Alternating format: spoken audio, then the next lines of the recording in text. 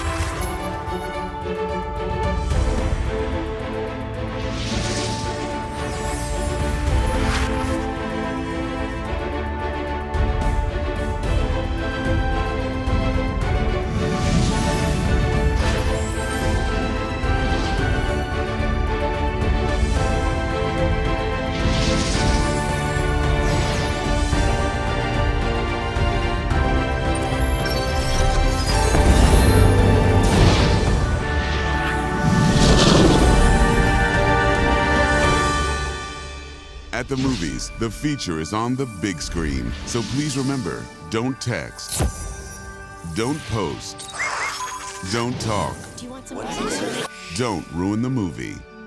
Thank you.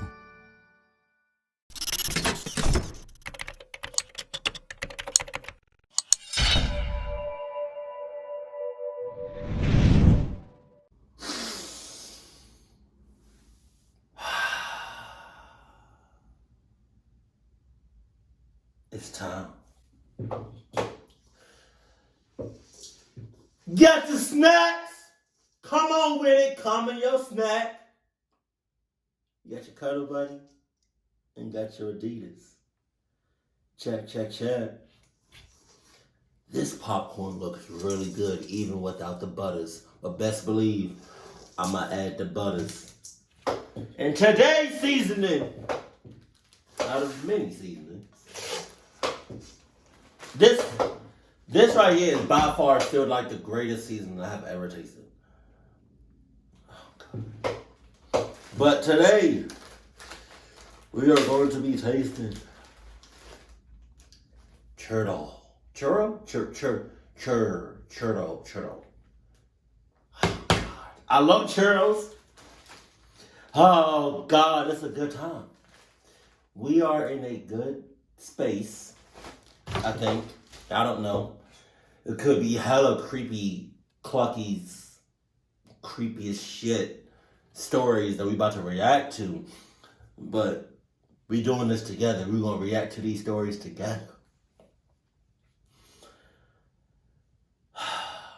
I've been wrong before as far as like seasonings. Like, it'll be like a certain seasoning that tastes good by itself. But when you put it on something else, it don't taste that good. It's nasty as cluck. But I'm excited about this churro. Like, look. Oh, God. Okay. This is brand new. The thing is still on top. Let me open. Oh. I love that sound.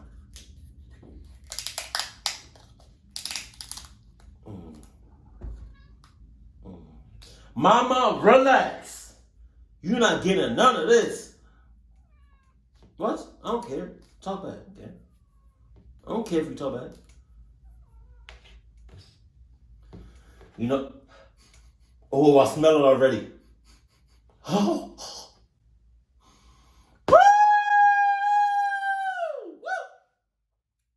It literally smells. It literally smells like churro. That's crazy.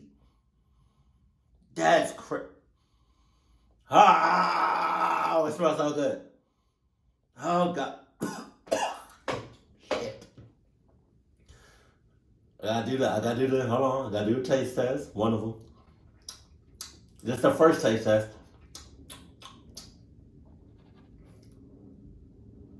No, wait. I gotta get like. No. Let me. You see it? See it? Oh,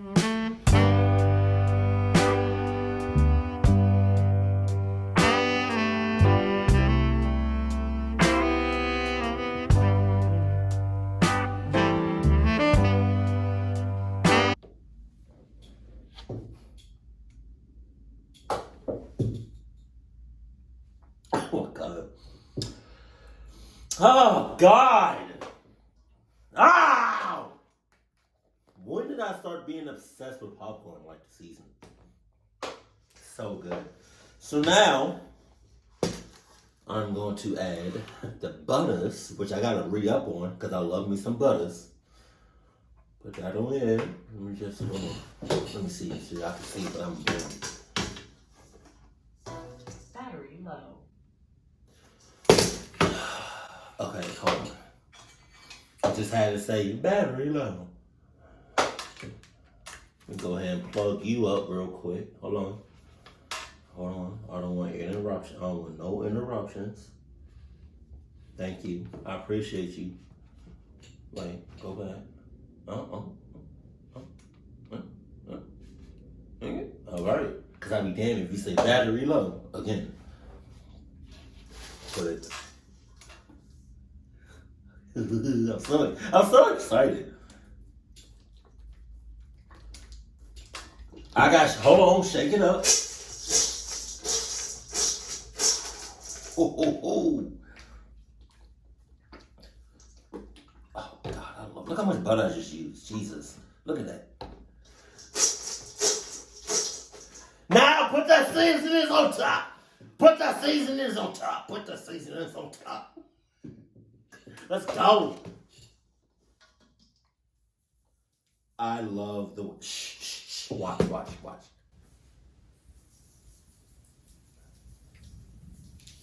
I don't know if y'all can hear it. Ooh, look at the churro dust. You probably can't see it, but I saw it. Oh no, they're spilling. Okay, do it one more time. Hold on. Oh, God, look at that shit. That shit looks so good. Look at that.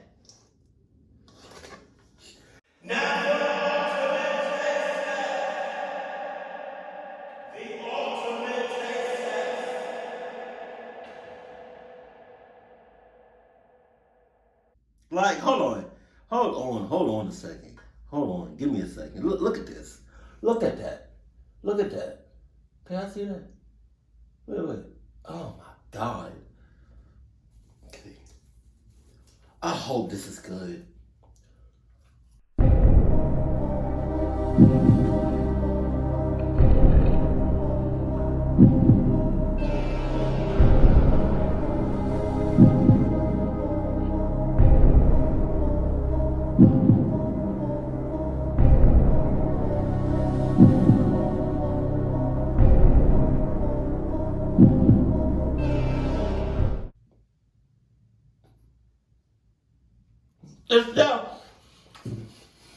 It's still not as good as the white cheddar or the kettle corn popcorn seasoning, but no, it's good. Yeah. There we go. So as long as you got your snacks, best believe, I got water. Because I'm basically just eating salt, so yeah.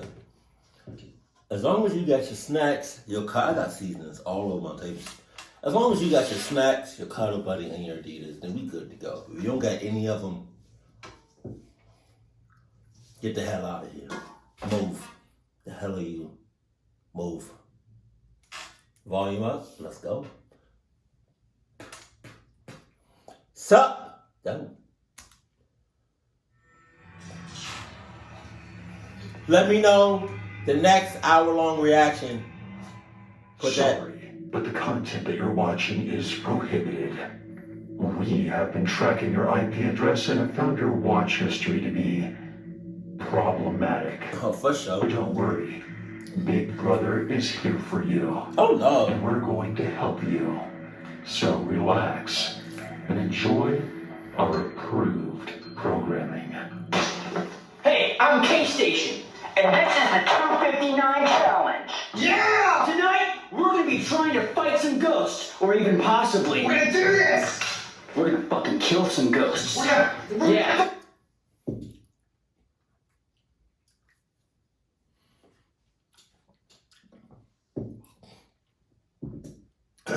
First of all,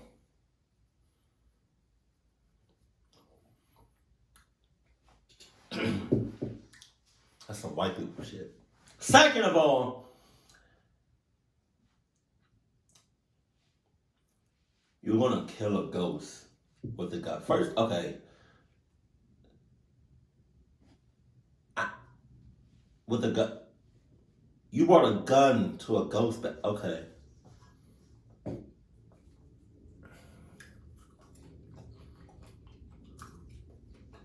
You do not even have to worry about bringing no condoms. Because the ghost already got that. He already inside you. Pause. So be sure to hit subscribe for a chance to win a free ghost. Hell yeah! We're gonna get 3 ghosts! Do you want to avoid this?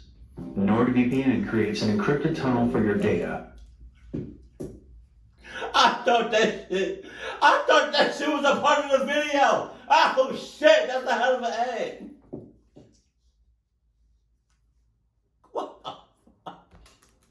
And protects your online identity by concealing your IP address so that you can avoid things like government censorship, IP scrapers, and data harvesting. While you browse the web safely and securely, you can sync up to 6 devices so that you have around-the-clock protection no matter where you are. NordVPN is offering the viewers of my channel an exclusive deal, so use my link in the description, nordvpn.com/unit522, and try out NordVPN for yourself. It's risk-free, and there's a money-back guarantee. It's time to go stealth mode with NordVPN. Or go stealth mode with some Adidas. If there's any hour-long reactions you want me to react to. This story takes place during the height of the pandemic in 2020. Right. I had always been a little overweight and lazy. And since there was no one out on the roads, I decided to take up walking. My neighborhood wraps around itself. By the time you made it all the way around, you would have walked an entire mile. The only people I ever saw were this nice couple that walked around the same time that I did. We would always stop and have these nice little chats from time to time. I would even look forward... Wait a minute. Wait. Go back. We just started. Go back.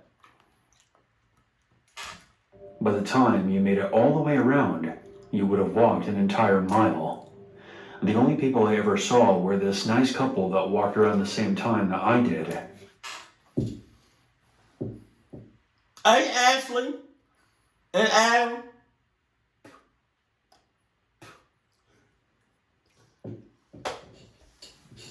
What's up? What's up?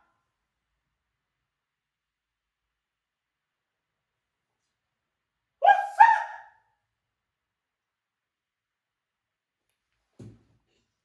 Why every time I walk around the block, y'all walk around the block?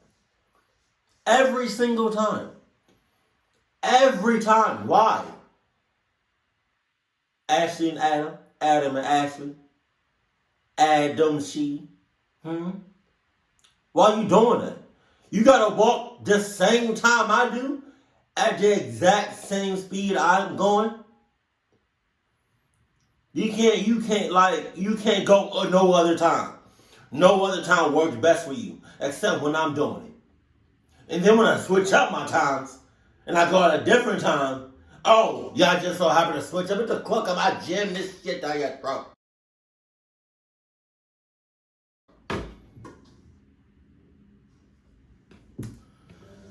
We would always stop and have these nice little chats from time to time. What? I would even look forward to my walks just to talk to these people. Wow. But one day, they vanished. Jesus. I would never see them out and about. The grass outside of their home became overgrown, and it seemed like parts of their house were damaged from neglect. Oh. After a while, curiosity got the best of me, and I would knock on their door whenever I would pass by their house. but I would never get an answer. Oh, yeah. Now, on the day in question, I had been busy and missed my daily walk. So I decided to take my walk during the night. I grabbed a flashlight and went on my way. I eventually passed by the house. I then noticed that the front door was open. Wow. Being the curious person I was, I walked down the driveway and yelled into the house. Hello? Is there anyone here? All was quiet. Oh, yeah. But as I stood there, I heard a creak to my right. I peeked inside with my flashlight, and then my light fell upon a tall, rough-looking man, Jesus. just standing there, grinning at me. I was startled when I saw him. He then lunged towards me and began to chase me. As I mentioned earlier, I was overweight, so I couldn't run very fast. He would have caught up to me if it wasn't for a car passing by. The man ran back inside, and I managed to get away and call the police. When they arrived, they found the man in the same spot he was when I first saw him. It wouldn't be till a while later before all the details came out. The man who chased me that night confessed to brutally murdering the couple who lived at the house Oh my God. and burying their bodies in the backyard. He also admitted to torturing them before ending their lives. The night that I walked into the house, he was in the middle of making sure the bodies were not uncovered by the heavy rain. The house was bulldozed after they dug up the bodies and were given a proper burial. The scumbag tried to plead insanity, but the court ruled that out, giving him 2 life sentences without parole. I sometimes still walk past where the couple once lived, and every time I do, I think about how those 2 sweet, innocent people were taken out of this world by an absolute monster. They not that innocent. They not that innocent. Relax. You barely know them. About a month ago, my friends and I got some tickets to a professional hockey game in Minneapolis. The game was about a 5-hour drive from where we lived, so we decided to make a weekend trip out of it. On that Friday afternoon, I was picked up by my friend Kevin. We then drove to pick up my other friend Dan and hit the road. We weren't heading for a motel, but instead to the house of our mutual friend, Jack. Jack lived in North Minneapolis, and he offered to let us stay at his house for the weekend. We had all grown up together and were really good friends with him, and he also had a ticket to the hockey game as well, so things were lining up. We arrived at Jack's house early in the morning, and Kevin parked the car out front. He then texted Jack to let him know that we were there. We all got out and walked over to the trunk to grab our bags. It was about this time that we heard tires screeching.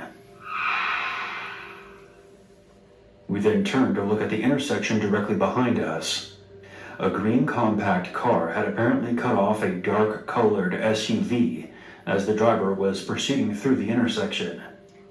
Both vehicles came to a stop, and the 2 male drivers had rolled down their windows and began yelling at each other.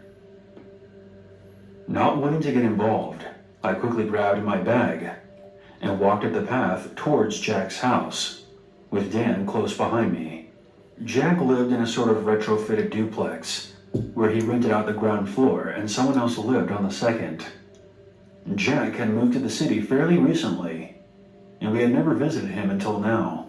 So when we entered the walk-in porch, Dan and I weren't sure which door was his. As we stood there, I pulled out my phone to call Jack and asked him to let us in.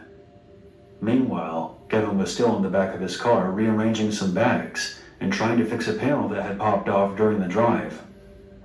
The 2 drivers were still yelling at each other, and at this point, they had both exited their vehicles. I didn't have a great view of the situation from the porch, but I could still hear them yelling at each other.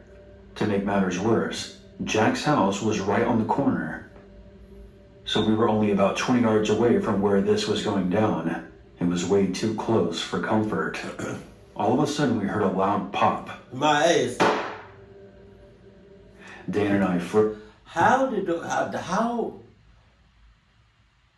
did when he said the word pop, how did that scare me, but the sound effect didn't?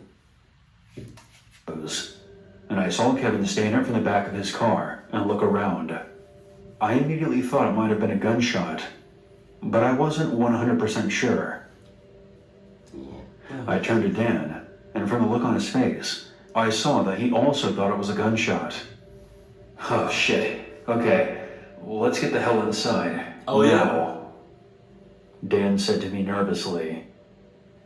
I unfroze and quickly called Jack, who said that he was on his way to open the door. The two cars peeled off, and Kevin joined us on the porch. We all came to the conclusion that a gunshot went off, and that one of the two drivers had fired it during their confrontation. We didn't know who fired the shot or which direction the bullet went. However, Kevin said that he didn't hear any bullets whizzing past him. Jack led us into the house, commenting that he heard a shot go off too, and swearing that nothing like that had ever happened since he moved in.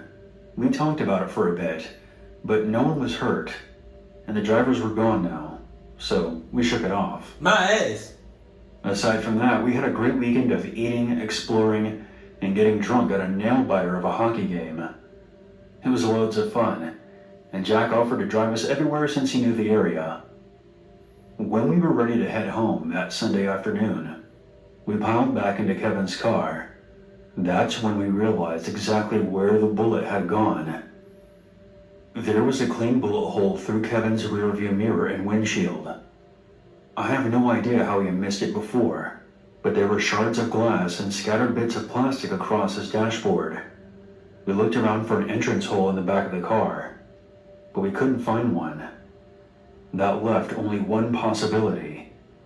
The bullet came through the open hatch of Kevin's car while he was hunched down in the back trying to fix the panel. Kevin was no more than a foot away from being hit, based on the bullet's trajectory. Kevin would have been shot in the head or the neck if he had been standing straight up. Once the shock of our discovery wore off, we called the police to get a report for insurance purposes. An officer showed up, and Kevin showed her the bullet hole. At first, she was confused. I think for a second she even suspected that we were messing around and fired a gun inside the car. But when Kevin told her all the details, I saw the officer's jaw drop. Unfortunately, none of us could provide the officer with any truly useful information, like a detailed description of the shooter or a license plate number. Our next issue was finding out how the heck we were going to drive 5 hours with a bullet hole through the windshield. Thankfully, a patch-up job of sealer and duct tape from a local hardware store did the trick. On the drive home, we had a solemn conversation where we spent a few hours of hard thinking about the fragility of human life. Even now, I'm not sure if I've fully processed how close Kevin came to dying.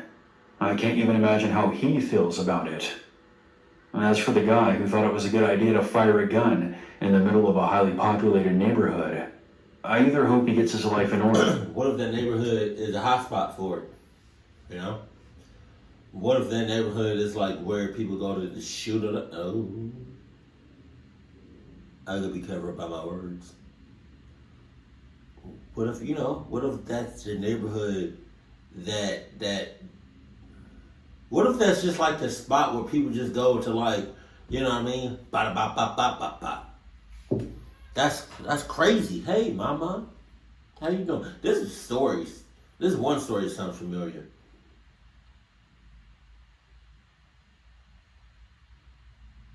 Hey. Mama.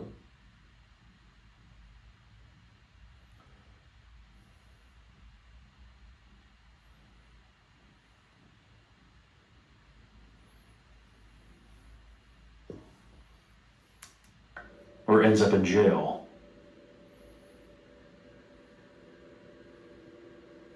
I work nights.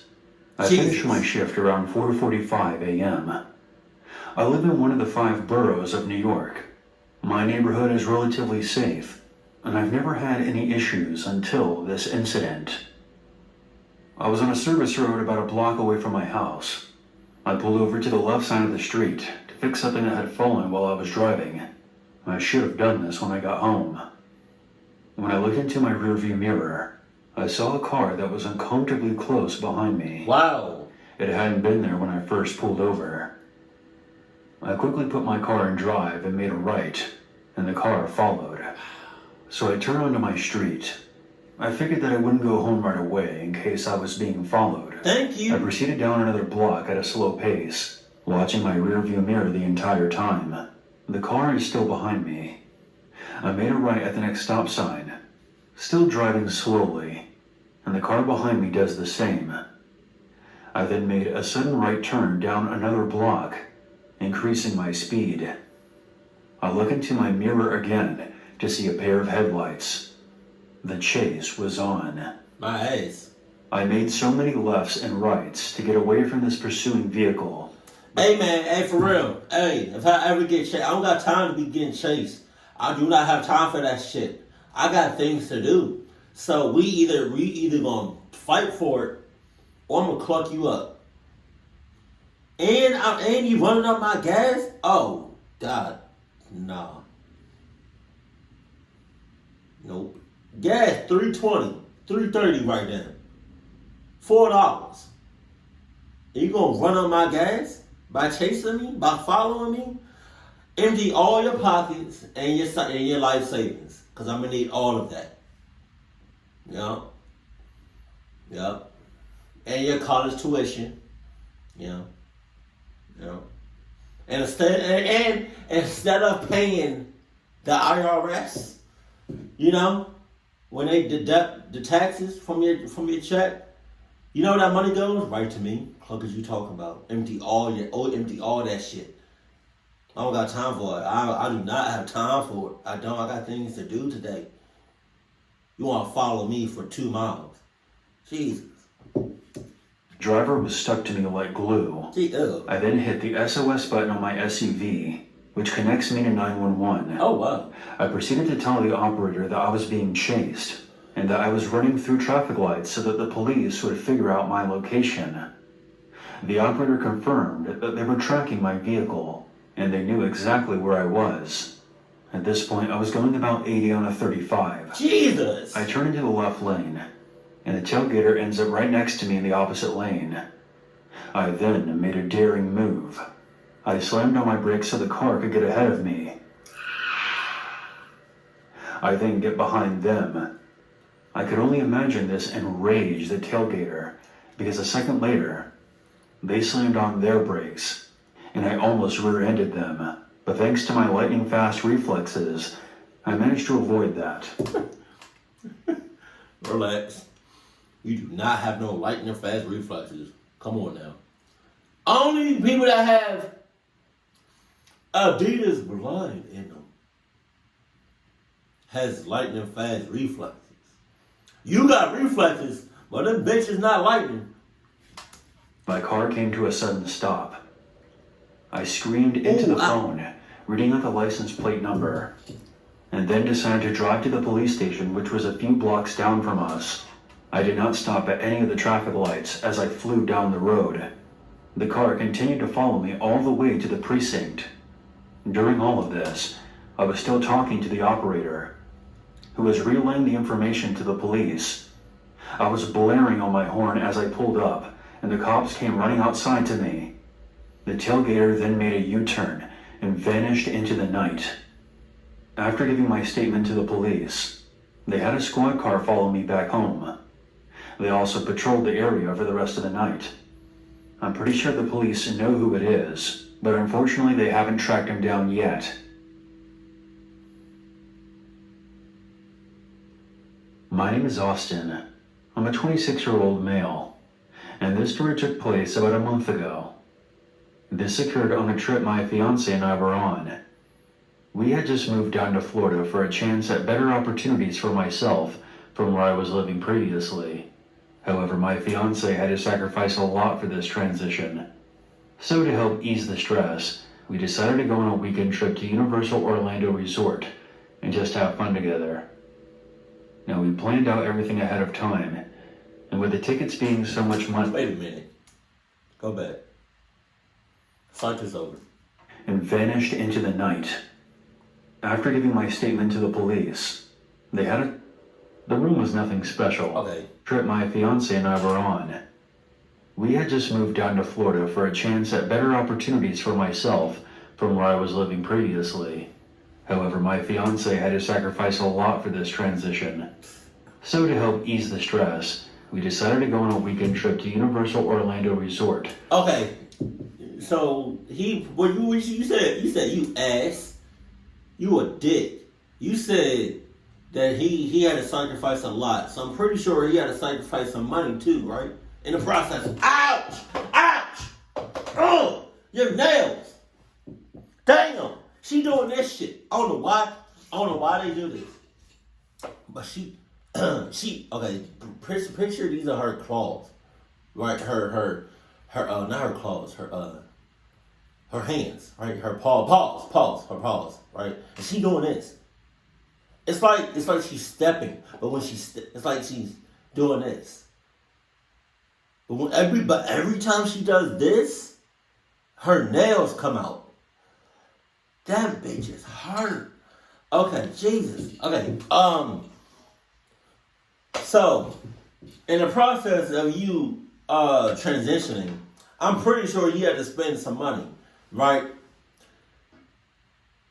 You mother clucker. So to help ease the stress, y'all go to a resort where you're spending more money? Alright. And just have fun together. No.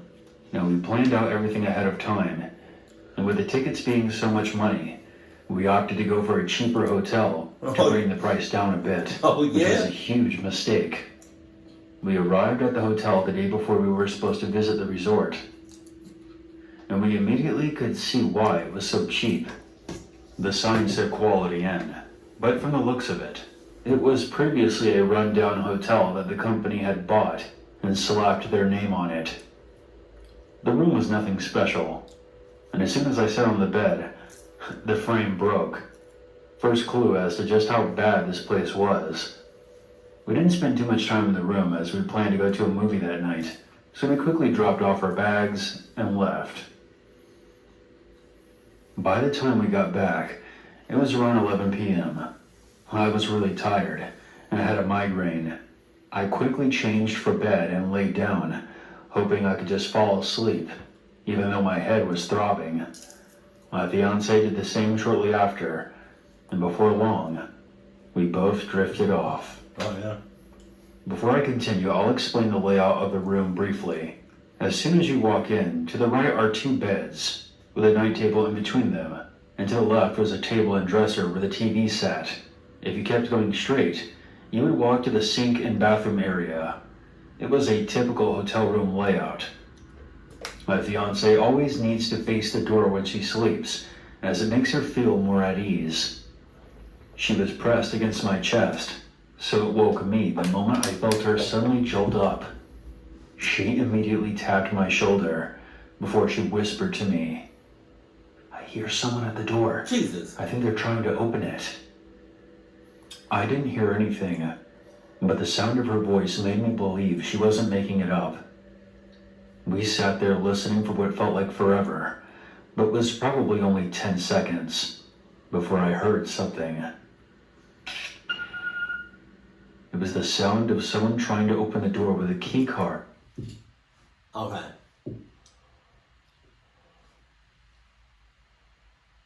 This hotel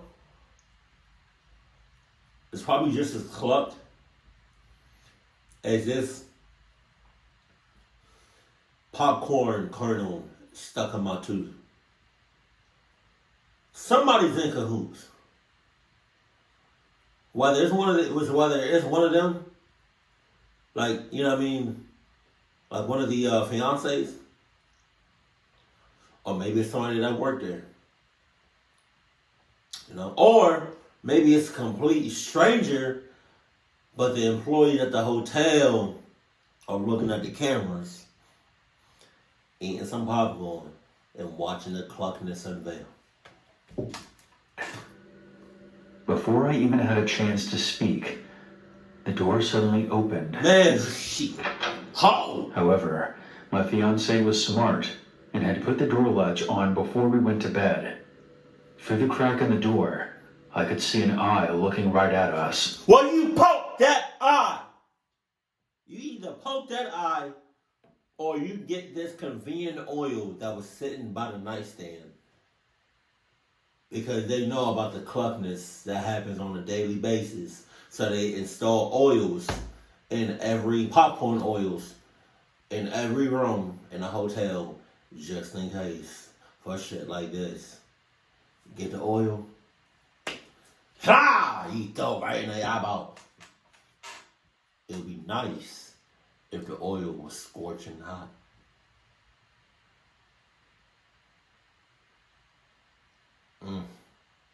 You know, oil can be like, oil is just dangerous as like the ocean, in the terms of like, if you ever put oil, turn oil on like high heat, high flames, and you don't bother it and you just leave it alone, but you let it burn, you let it heat up for like a while, it will still look, you know what I mean, like regular untouched oil. But yo,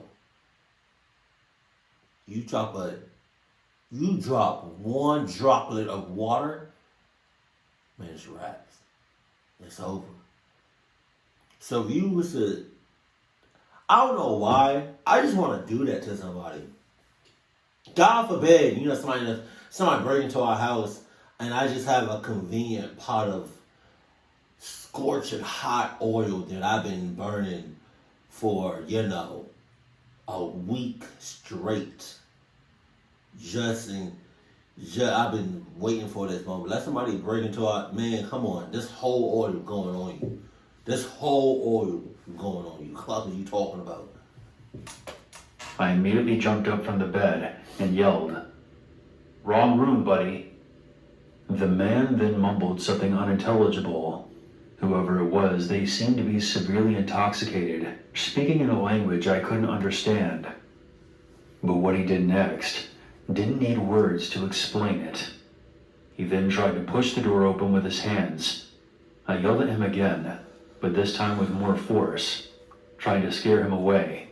I'm not the most imposing guy. I am pretty well built for my height and size. So I thought, if anything, I could at least sound intimidating enough to scare him away. I was wrong.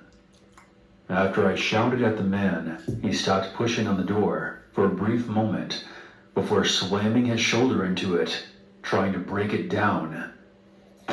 Jesus! My fiancé let out a scream and yelled for me to stop the man from coming in. From what I could see through the door's crack, he was a hefty guy.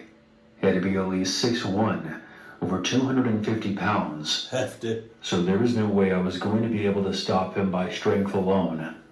I grabbed the car keys off the table and held them in my hand, with the keys between my fingers. I decided that if this man came into our room, I was going to swing until I couldn't anymore. I ran to the door and flung my body against it, throwing the man back just enough for the door to shut again. He immediately ran back to the door and threw his way into it, while screaming words that I couldn't understand. Next to the door was a window, where I finally caught a glimpse of the man, and it confirmed my predictions of his size compared to mine. I also saw a woman, who I could only assume was his wife, along with 2 kids by her side. I couldn't believe this guy was acting this way in front of his family. I was snapped back to reality by my fiancée screaming that she was going to call the cops. And suddenly, the man stopped, and I could see him ushering the woman and kids away into an SUV. Moments later, they were gone. I don't know where they went, but I told my fiancée to call the front desk anyways, to let them know what happened. Nobody answered, so I decided to go to the desk myself and speak to whoever was working the shift that night. "Lock the door. I'll be back." Once I walked into the lobby, a line was already forming. Lock the door. I'll be back. Head ass. So I had to wait. After about 20 minutes, I was the second in line. 20 When a lady minutes? approached the counter and spoke. My eyes darted to her when she started to speak, as the words she said not only sent a chill down my spine, but made every sense in my body become fully aware of my surroundings. We just used this key card to get into the room, but there was already people in it. It was the wife of the man who had almost busted down my door. I immediately started to look around, and once I looked behind me and out the doors that opened into the lobby, I could see the same man standing there beside the SUV. I did not move, not wanting to draw attention to myself. I slowly turned my head back towards the desk and kept it that way. Eventually, the lady left with a new key card. It was then that I approached the desk. I explained what happened, and the lady behind the desk told me that it was her fault, as she had given those people the wrong key card by mistake. I was so angry that this woman just seemed to act as if what just happened to my fiance. By mistake? My ass. I'm suing the shit out of y'all. I'm getting $10 million from each employee you hit. I wasn't anything to be concerned about. I told her to write down a note that I would be back in the morning to speak to the manager about leaving early and getting a refund before storming back out into my room, more pissed off than I cared to admit. My fiance didn't want to stay there for the night, but it was already so late that we relented. Once morning hit, we packed our bags and made our way to the front desk, fully expecting the manager to be filled in on what happened. But once we got there, we found out that this was not the case. The manager knew nothing about what happened, and even said that he asked the woman working the night shift if anything happened that they should have been aware of. And she told him no. I was again more pissed off than I cared to admit, but the manager quickly gave us a refund and checked us out early while apologizing profusely. At that point, I just wanted to get my fiance and myself the hell out of that place. So I just said thank you, signed the papers, and left. The rest of the trip was great, and we had an amazing time at the resort. I'm glad my fiance had the awareness to put the latch on the door that night, because without it, that man could have simply walked right in. And even with his family standing right there, he acted like a deranged lunatic, and I was preparing to attack him if he managed to get inside. Something horrible could have happened that night over a misunderstanding. Always be aware of your surroundings. Please. And never compromise when it comes to your personal safety. I'm saying. This story goes way back to 1998, when I was 16 years old. I was hanging out with a couple of friends of mine, who I will call Ben and Jake. It was a late summer evening on a Saturday. I really thought he's about to say, instead of saying Ben and Jake, I thought he was going to say Ben and Jerry's. I was about to be bruh. And I was sitting in my room listening to some 80s rock albums, as teenagers would normally do back then. After a while, I got bored and went outside to meet up with my friends. We ended up chilling in Ben's garage, drinking beer and smoking pot. I can't remember exactly how, but we wound up walking down this narrow path by the woods and towards the lake. I guess we got bored of sitting around and went out to go do something. So back in '98, there was this popular hangout spot for teenagers in my neighborhood. So we were hoping to see some of the kids there. But when we arrived, we were met with nothing but the sound of crickets. Bummer. So we sat on the bench for a while and just talked for about 15 minutes. Then Jake got the idea to go to an abandoned 2-story boathouse that was by the lake. We had nothing better to do, so we agreed. We soon entered the boathouse and started to explore. I just sort of stood there while Jake and Ben were going around breaking shit. I felt very uncomfortable. and I couldn't quite shake the feeling that we were being watched. Yeah, you are. We went upstairs where there was an old wooden boat lying there with a fishing net over it. While checking it out, from downstairs we all heard the wooden door to the boathouse creak open, followed by heavy footsteps. We all froze in place and listened carefully. There was around a 5-second break when we heard a terrifying voice call out to us. Jesus. I know you're here. Come out, wherever you are. The heavy footsteps started to walk towards the stairs as the old floorboards creaked and moaned. Jake went inside the wooden boat, and Ben and I followed. We put the fishing net over our heads and didn't move. The footsteps soon reached the top of the stairs. I can hear you. Jesus. We were all as still as cadavers as we sat there and listened to this deranged person stumble around, looking for us. I contemplated a plan of escape without being caught, but there was just no way for the three of us to make it past him. And he was closing in on us. We were literally like sitting ducks. The man moved out of sight when he entered a small room adjacent to the boat. We suddenly ripped off the fishing net and made a break for it. There you are, the man said as he emerged from the room and rushed at Jake. But Jake reacted very quickly and shoved the man, sending him toppling over.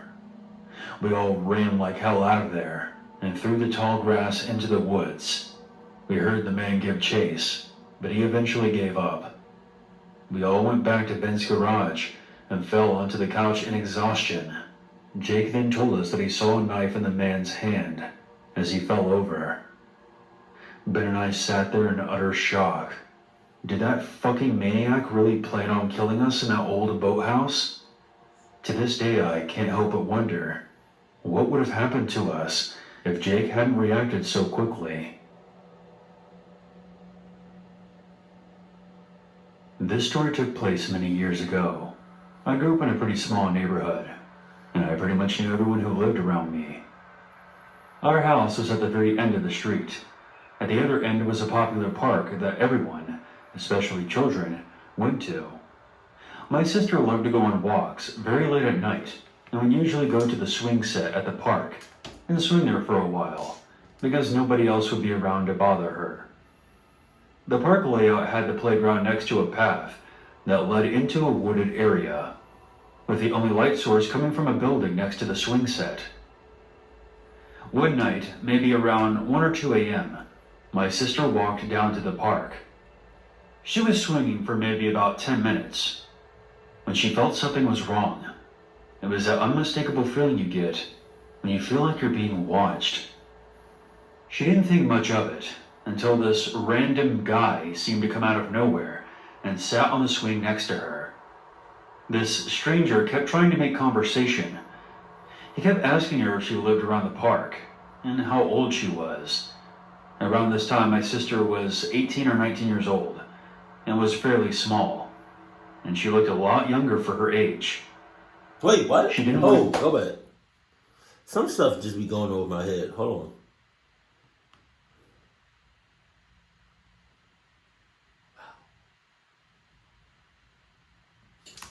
on. From a building next to the swing set.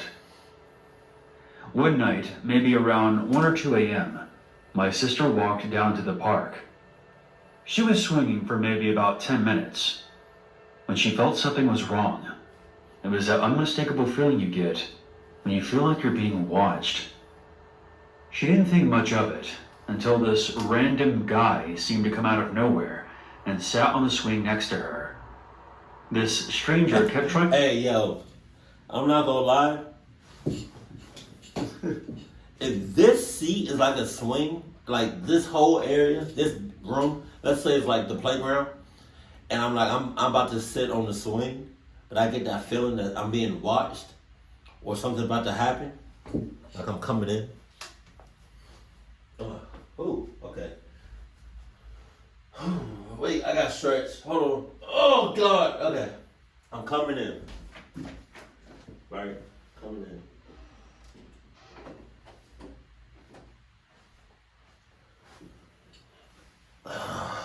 Nope. And then I just leave. Oh God. That's what she should have done. Jesus. Make conversation. He kept asking her if she lived around the park and how old she was. Around this time, my sister was 18 or 19 years old and was fairly small, and she looked a lot younger for her age. She didn't want to be around the swings anymore, so she texted me, telling me to call her. I was very confused, but I could just tell that something was wrong. I called her, and she picked up very quickly. I asked her what was going on. "Oh, you need me home? I'll be there right away." This further confused me. I could then hear her telling someone that she had to go. As soon as she walked far enough away, she explained everything to me. She walked up the concrete steps that led into the parking lot, and before she crossed the street, she looked back, and to her absolute horror, she noticed 3 other figures had emerged out of the woods. Oh my God. Each seemed to be carrying some sort of weapon. She immediately turned back and ran home, turning a 2-minute walk into 30 seconds. Jesus. She slammed the door shut and locked it immediately as soon as she got back. My sister doesn't scare easy, but this was one of the only times I had ever seen her truly frightened. I don't like thinking about what would have happened if she didn't leave that situation when she did. She was mere seconds away from being ambushed. After that night, she no longer went on her late walks to the park, and now always carries a pocket knife for her protection. And some Adidas. So I used to live in a little town in north central Florida, on 3.5 acres of wooded land, with very high canopies. So high, in fact, the moonlight wouldn't shine through. So the property was always very dark at night. Abnormally dark. Before I bought the place, the property's previous owner had shared a piece of morbid history with me. Morbid? There had once been a trailer out front where an old lady used to live. I guess she owned the land originally. One evening she was pressure canning when the cooker that she was using suffered a catastrophic explosion that severely injured the lady. Apparently she laid there for quite a while before she died. Jesus. You could still see the foundation where the trailer was parked. After moving in, I've had some bad run-ins with the neighbors. I couldn't quite put my finger on it, but I've always felt a negative energy there in general. Oh yeah? At the front of the property, opposite where the old trailer used to be, there was a long driveway that led up to a workshop. It was about 2,000 square feet or so, with 2 roll-up metal bay doors on its west side, and a regular door facing the south, towards the house. The workshop had very high fluorescent lights, and was outlined with shelves and cabinets, with a rectangular wood bracket for a television. There was also shelving high up in the corners, where you could mount speakers. I spent a lot of time in there alone. The isolation always creeped me out a bit, but this was my workshop. This is where I got things done.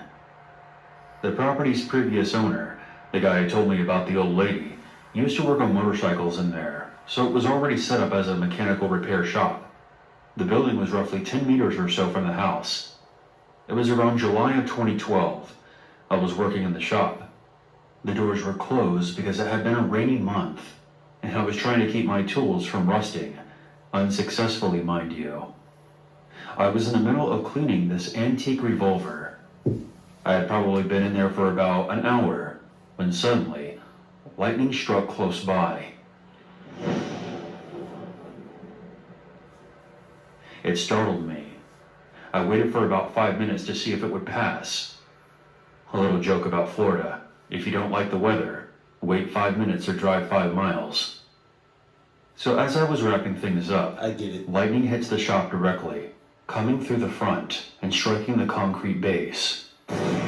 Jesus. Bits of concrete and sand bounced off the side of my neck as I cringed. The lights went out, plunging the shop into complete darkness. I ran towards the door on the south end, which faced the house. I remember kicking it open with the revolver in my hand, as if I was going to take on the storm that would be standing there, represented as a violent and dangerous intruder wearing a trench coat. The true ruthlessness of the storm was now vividly displayed in front of me. The mist from the almost 3 inches of rain was rushing past me into the darkness of the now powerless workshop.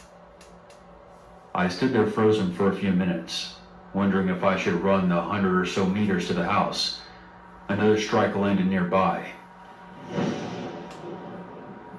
and I was out of there.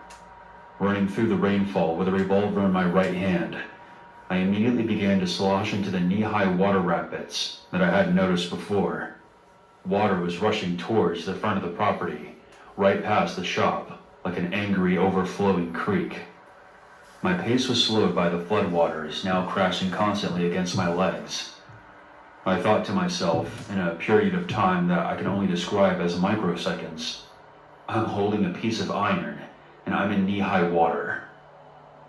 As that thought passes through my mind, I get within 30 feet of the sliding glass doors of my house. Safety was within my grasp. I stepped out of the rushing water and onto the small concrete slab, which was a few inches elevated, as it had once been the foundation for the aforementioned trailer. Before I could even tell my brain to slow my body down, I slid into the accumulated 4 inches of water that was gathered in my yard. The clean revolver was now submerged in about 8 inches of black mud. The decline brought me straight to the doors. I was now completely soaked, covered in muddy water.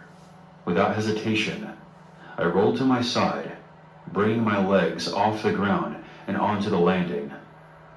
I opened the sliding glass doors with my left hand and practically rolled onto the tiled kitchen floor. Not a moment later, lightning strikes again, hitting a pine tree not 6 feet from the doors. I just want to say, I don't know what you have done in your past or what you're about to do, but Mother Nature does not like you right now. I was blinded by a white flash. A loud crash followed, which shook the entire house. I rose to my feet and slammed the muddy revolver onto the countertop, then ran towards the staircase, which ran up the wall and led up to an upstairs loft. As a side note, I would never just leave my firearm on the counter in my kitchen, but my kids were at school at the time and my wife was at work. Considering the circumstances, I made my choice. Under the staircase was a large desk, where the family computer used to be. I decided to take refuge there until the storm passed. Within seconds, lightning hits the house. What the hell? Another blinding flash enveloped my eyesight. My arms and legs seized up and locked straight down. I contorted into the shape of a human sausage link. Jesus. The desk was only a few feet from the kitchen. The lightning had traveled through the exhaust pipe of our wood stove and struck the floor tiles, causing them to explode. You got the worst luck. At that moment, I became convinced of something, which I'll get into later. After diving under the desk, I quickly began to remove everything metallic I had on me. My wallet, my steel-toe boots, my watch, and my belt. I even removed my wedding ring and tossed it into the living room. Every muscle in my body was on fire. My heart was pounding, and I couldn't breathe. I imagine it was because of all the adrenaline rushing through me. I lay there and started to shiver. It took what felt like forever for the lightning to fade, and for the storm to subside. Later on, while surveying the damage with my wife, we discovered that our phone cords had been blown straight out of the walls, and charred bits of tile were found upstairs, and even on the bed in the loft. Man. Now, before I wrap up the story, I'll share another experience that sort of foreshadowed what happened to me that day. It was about 10 years prior. I picked up this hitchhiker walking down the side of the road one day on my way home from work. I don't recommend picking up hitchhikers, by the way. Thank you. But this guy had a severe limp, and he looked like he was in a lot of pain. It was very difficult for him to stand on one of his legs. It was like he couldn't bend his knees at all. Oh. As he got into the van, he started talking to me, almost shouting. He informed me that his hearing was impaired, and he appreciated me for being a good Samaritan and picking him up. Apparently his truck had run out of gas, and he asked me to drop him off at the nearest gas station. No big deal. Somehow the conversation got onto why he was deaf. He told me that he had been struck by lightning one day when he was coming home from work. He lived in an apartment complex that had a 2-level parking garage. He was on the 2nd level when lightning came through the concrete roof and straight down his left leg. As a result, he lost his hearing. His left knee was severely damaged, and several of his vertebrae were now fused together, which is why he was walking the way he was. After I dropped him off, I never thought about this guy again for many, many years. But after my own close call with lightning, I remembered something that he said before he exited my van. Lightning always chooses who it hits. It seeks people out, and sometimes it even gets people more than once. I've had quite a few years to reflect on the situation, and I still have a hard time not believing that. Whenever lightning starts up again, I get uncontrollable anxiety. I know that I'm not safe anywhere. I hope you have a good night and stay safe. That's tough. I know that's not it. Oh, alright. This happened to me when I was in 5th grade. I was a safety patrol. My job was to assist the first grade teacher dismiss the kids for the day. After I was done, I would usually go to the other side of the school, where there was a library, and I would wait there with my brother for our parents to come pick us up. To better understand what happened that day, I have to explain the layout of getting to the library from my school. I would come out of the side and walk over to a fence that separates the school from the library. There was a bush with a small space that I would usually use as a shortcut, as opposed to walking the length of the fence to get to the front entrance. When I was done helping the teacher, there was mostly nobody left in school. I was always the last one to leave, as I'm the only safety patrol who isn't picked up from school. As I approached the aforementioned shortcut, I heard a movement from somewhere nearby. And soon, a figure emerged. It was a tall... I would not have seen that figure emerge. I would have been in Pennsylvania. I don't know why I said Pennsylvania. Shout out to anybody that lives in Pennsylvania. That's from there, you know what I mean? But I would have been gone. Skinny man staring at me with this crazy look in his eyes. The man appeared to be severely disheveled, as if he had just taken a nap inside of a dumpster. I was a bit freaked out because he seemed to appear out of nowhere. I started walking faster. I then heard running footsteps coming right towards me. Without looking, I began running. I made it to the bush where the shortcut was, and I forced my way through. I got a few scratches in the process, but I was still running. I finally looked behind me and saw the deranged man struggling as he made his way through the bushes. Since I was smaller, it was a lot easier for me. The man ended up getting stuck and was out of breath. I used this opportunity to make my way into the library. As soon as I was inside, I hid behind my brother, who was on the computer. He was too occupied to see that I was in a panic. The man soon appeared outside of the front doors and then made his way inside. He then began searching the aisles of books, looking for me. He turned and made direct eye contact with me, but quickly noticed my brother, who was still staring at the computer screen. The man then saw that there was other people in the library, He then flashed me a hateful look, then left. After he was gone, I told my brother everything, but he didn't believe a word of it and went back to playing on the computer. In hindsight, I now know that I should have just told someone besides my brother right when it happened, maybe a library employee or the nearest adult. When my parents came to pick us up, I told them what happened. My parents were shocked and immediately told the librarian. She picked up the phone and called the police. They arrived soon after and interviewed me. The next day I had a meeting with a safety patrol group, and they were surprised because this school was considered one of the safest in the county. Okay. My mother was furious, and she told them from that day forward, a teacher would have to supervise me when I walked over to the library. Shit. A couple of days later, I was called into the head office during the school day. Some detectives came in to show me some surveillance footage from the library. They told me that they were doing everything they could to find the man. A kidnapper on school grounds is something that law enforcement does not mess around with, especially when the word gets out and other parents hear about it. A couple of days later, I was in the library again, waiting for my parents to come pick up my brother and I. I was reading a magazine, and I looked up, and I saw that same man. My blood ran cold. It was the same guy. I'll never forget his face as long as I live. He looked normal this time, and had a young girl with him. Oh, God. She wasn't acting like she was afraid of him or anything. I think she may have been his daughter.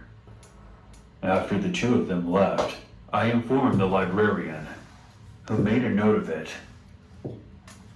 I haven't seen the man since that day, and we haven't got any updates from the police. Whoever he was, he either has an evil twin who tries to kidnap kids, or he lives a double life.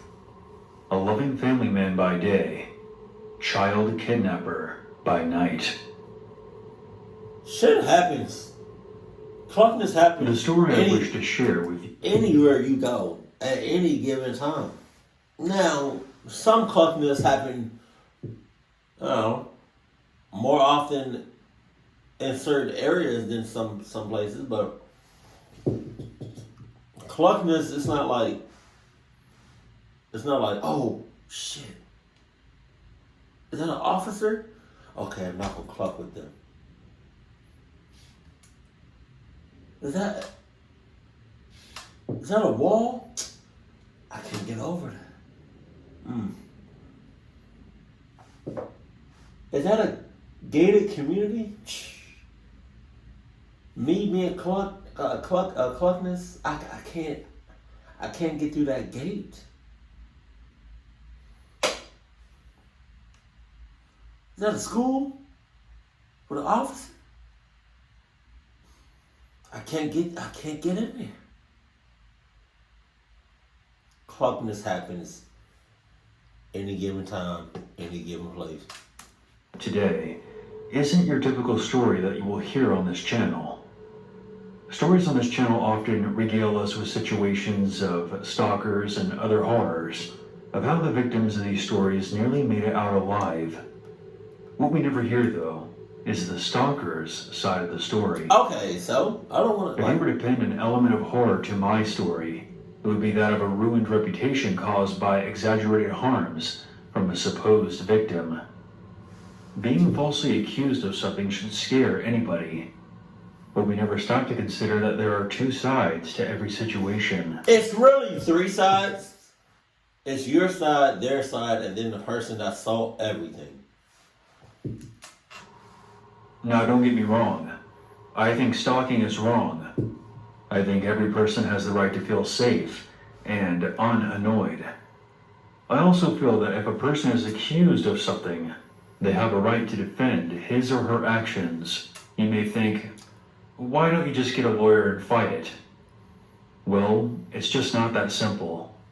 Lawyers are expensive, public defenders are overworked, and also, many states have broad stalking laws where even if you send somebody polite messages, they can interpret that as stalking.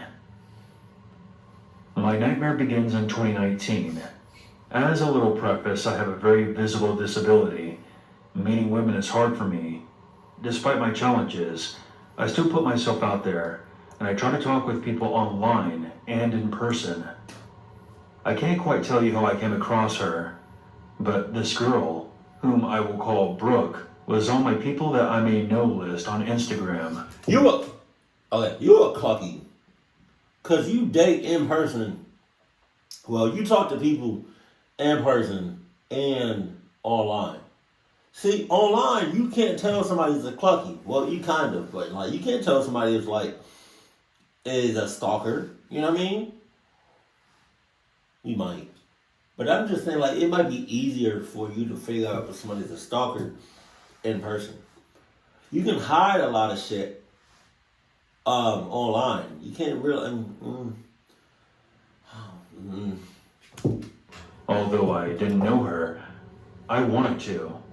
Okay. I sent her some polite messages, and she emailed me back, and thus we began our friendship. Not thus. Soon our messages evolved into texting.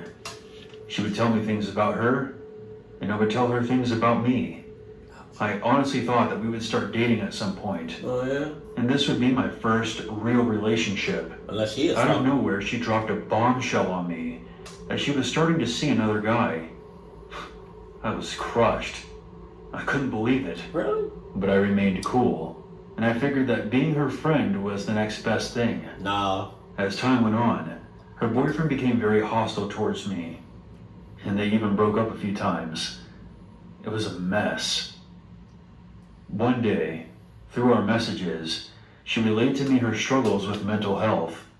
She asked me if I ever thought of dying. Wow. And also told me about her past history with drug abuse. Jesus. She also said that she kept having nightmares of an invisible man chasing her. I was honestly pretty spooked. But since I've dealt with issues of my own, I wasn't going to abandon her. I would be a hypocrite if I did that. We soon set in motion a plan of meeting up for her birth. I'm not gonna lie. If I met somebody, like for the first time, and one of the first things that they said, other than hi or hello, one of the first things that they said was, "Have you ever thought about dying?" And that's my first time meeting you.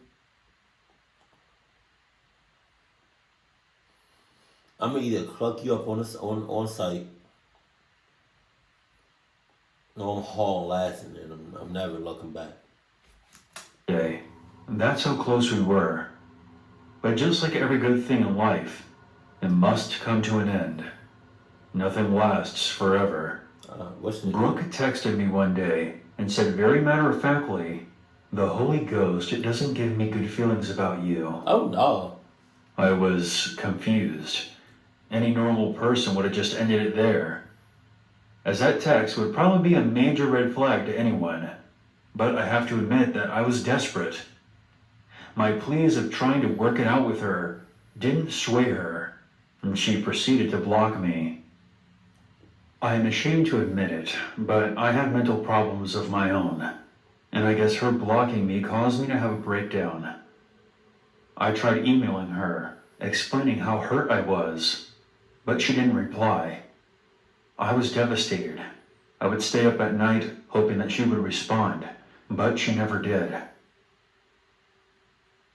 I know at this point in the story I probably sound like an obsessed loser, but I still feel that my actions were not that of a stalker, because I never threatened her, nor did I do anything that would cause fear. I was simply trying to work out a problem. Isn't that what people who are in friendships are supposed to do? Nah. Also, with my disability, making connections is hard, so I was trying my best to hold on to what I felt was a valuable connection in my life, and she never explicitly told me to stop. Now, I must be clear, I wasn't messaging her every day. At most, I messaged her every other week. Suddenly, after 3 months, Brooke finally said something. Instead of telling me what happened or what was wrong, she flatly said to stop. I was so confused. All I wanted was an explanation. I wanted to know where things went wrong. After a few polite messages of questioning her, trying to uncover some answers, I finally got the hint, and I left her alone. I sat by myself and pondered the future. It was time for me to move on. I had gotten the response I wanted, and she told me to stop, and I had to respect that. Unfortunately, that's not how things played out. Jesus. Before I knew it, I had officers at my doorstep serving me with a criminal summons for the misdemeanor of stalking. I was absolutely floored. Sending messages, trying to work something out, is now cyber stalking? I couldn't believe it. I immediately got an attorney and scoured through all of my email communications to her and gave them to my lawyer. He looked over the evidence and couldn't believe that I was being charged with stalking. In the months that followed, hearings were held over Zoom. Brooke gave a brief testimony and twisted the events of what actually happened.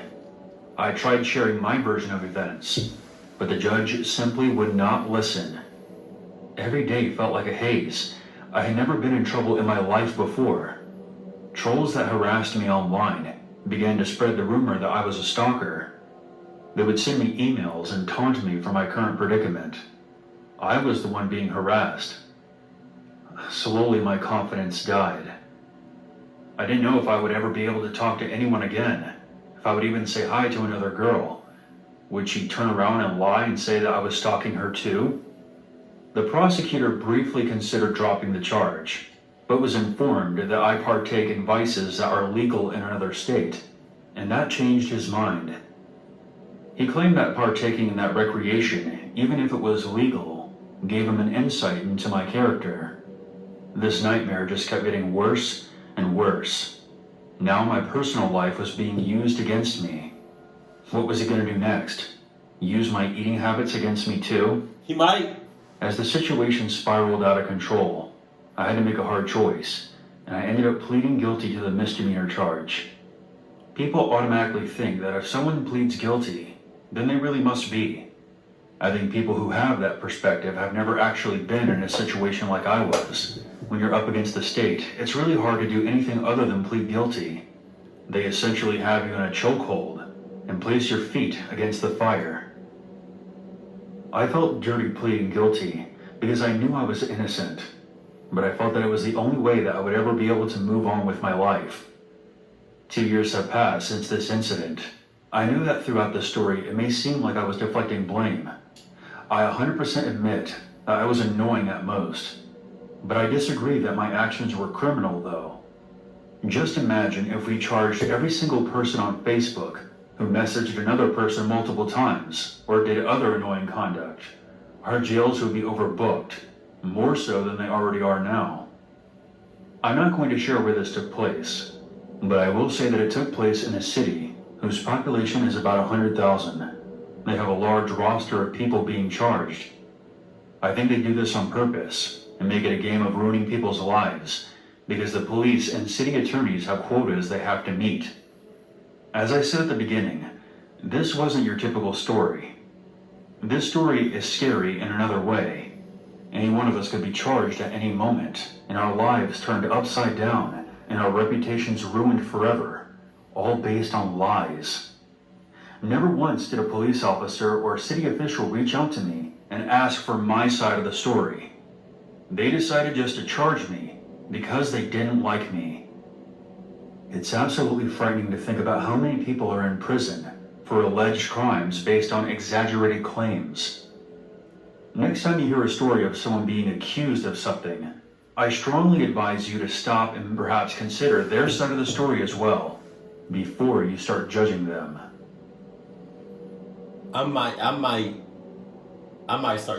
This story happened in the fall of 2009. I might judge it when I was in my senior year of high school.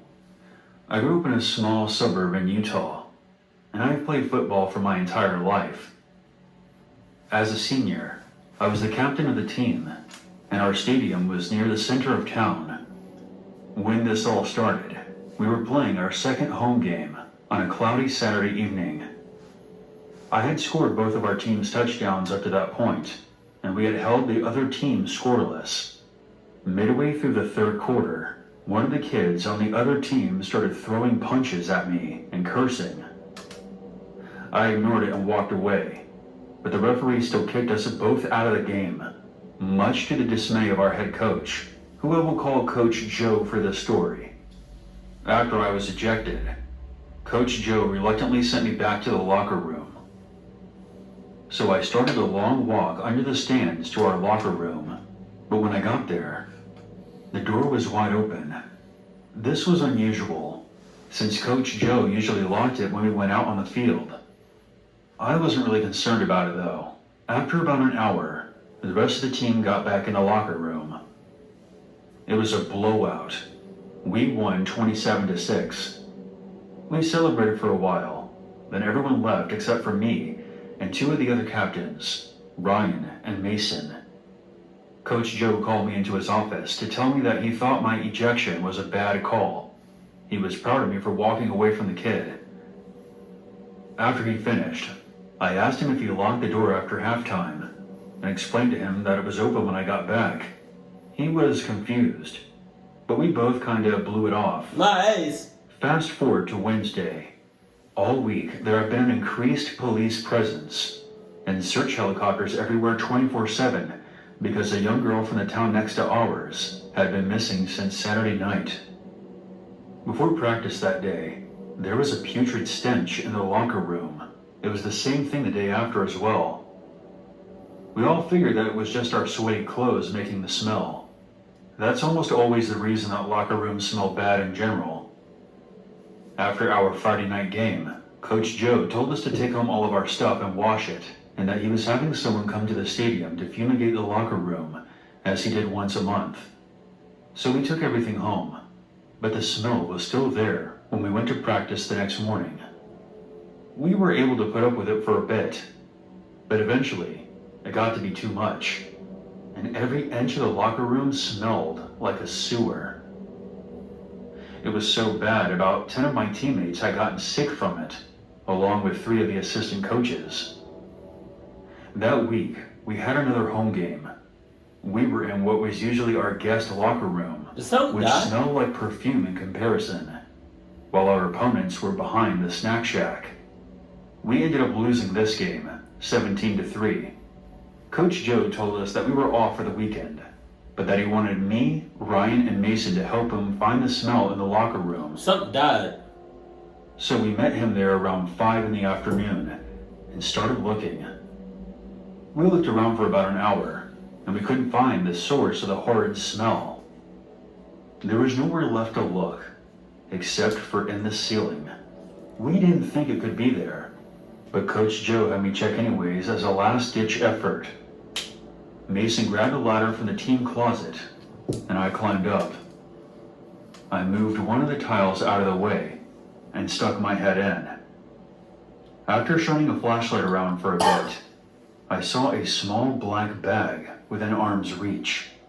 It was then that I remembered the whole thing about the missing girl.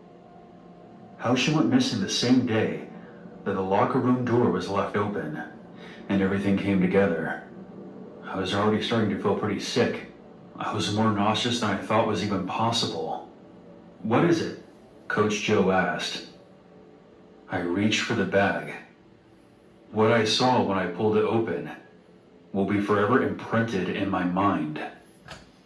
I saw the decapitated head of the missing girl. Her hair was mangled. Her skin was black and red. Her eyes were sunken into her sockets. Jesus. Ryan fainted, and Coach Joe threw up right there in front of us. I dropped the bag and ran. When we were able to collect ourselves, we called the police and an ambulance for Ryan, since he was still passed out. The police were able to confirm that the head did in fact belong to the missing girl. The rest of her body was never found. Oh, God. A couple of weeks later, they arrested a 28-year-old man that confessed to killing her, as well as some other things that are just too disgusting for me to mention. Oh. I'll leave it up to your imagination. How he was able to sneak around so well while the game was going on is beyond me. I can't imagine the fear and pain that that girl went through in the last few hours of her life. The crazy thing is, we were all joking about the possibility of there being a body hidden somewhere in the locker room, causing a horrible smell. Little did we know how right we were.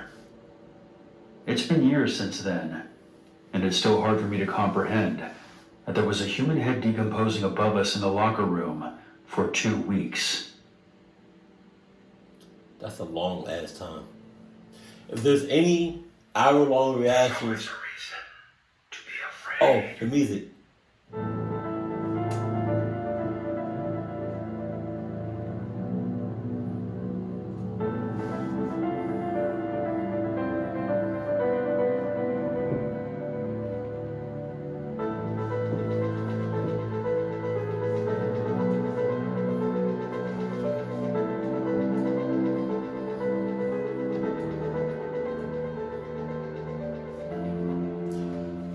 If there's any hour-long reactions you want me to react to next or in the future, let me know that in the comment section below. I just want to say protect yourself at all times. Watch out for the red flags. Keep your Adidas on at all times. Watch your back. All that. Don't hitchhike. Don't pick up no hitchhikers. Don't hitchhike. Don't get nobody in a random car. It's just a lot of shit y'all gotta do. And some of it's kind of, self-explanatory, common sense. But then again, not a lot of people have common sense. That's all I'm saying. But keep it cool, keep it classy. And I love you. Stay happy, my family.